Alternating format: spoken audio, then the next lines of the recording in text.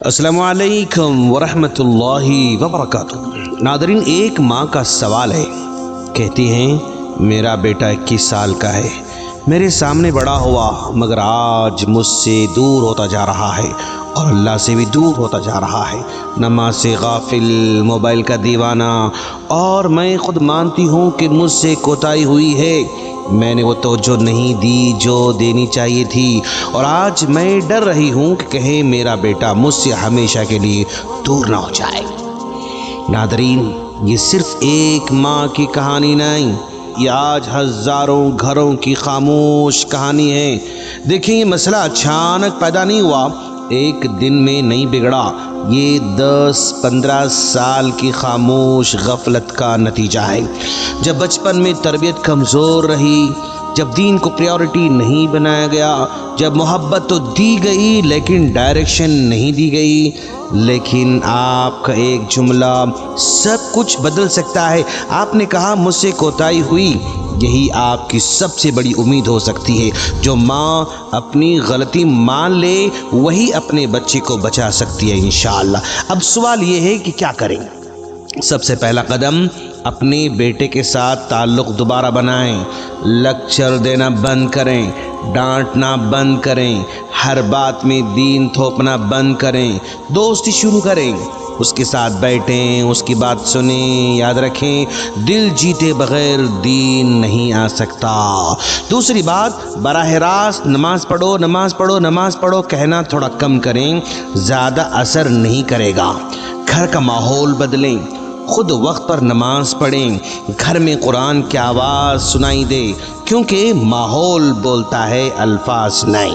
تیسری بات، ایک دم تبدیلی نہیں آ سکتی، آہستہ آہستہ چلیں، پہلے 5 نمازوں کے بارے میں نہیں بلکہ صرف 2 نمازوں کے بارے میں تلقین کریں، مغرب اور عشاء کی نماز، پھر آہستہ آہستہ نماز بڑھاتے جائیں، کیونکہ چھوٹا عمل اگر مسلسل ہو تو بڑی تبدیلی بن جا سکتا ہے۔ چوتھی بات، ایک اسٹرانگ پرسنالٹی لائن۔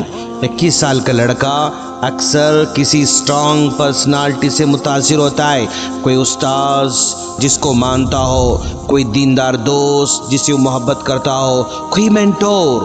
کبھی کبھی بیٹا ماں کی نہیں سنتا بلکہ کسی اور کی بات سن لیتا ہے، اسی وجہ سے کسی مینٹور کو ضرور ساتھ میں لے کر آئیں۔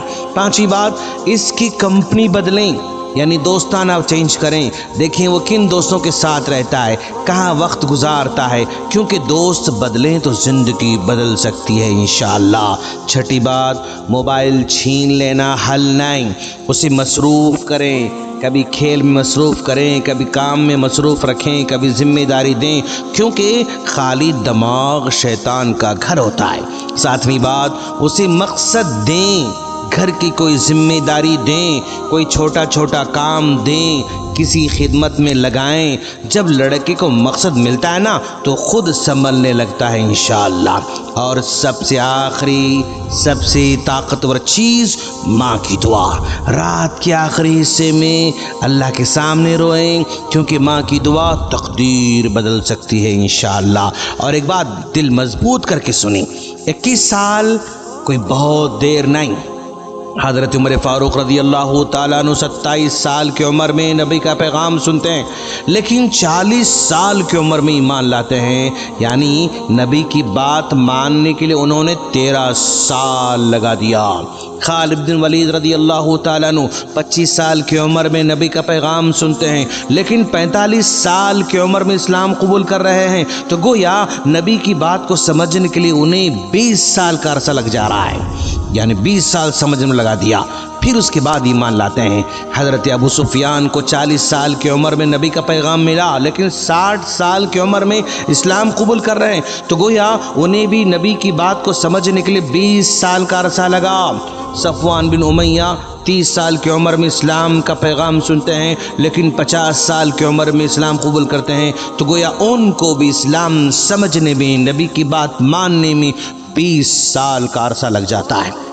اس کا مطلب یہ ہے، آپ کا بیٹا ختم نہیں، راستہ دکھانے والی اب بھی آپ ہی ہیں۔ مایوس نہ ہوں، آپ کا بیٹا بگڑا نہیں ہے، بس راستہ بھٹکا ہے، اور ہر بھٹکا ہوا انسان صحیح رہنمائی سے واپس آ سکتا ہے انشاءاللہ۔ السلام علیکم ورحمۃ اللہ وبرکاتہ۔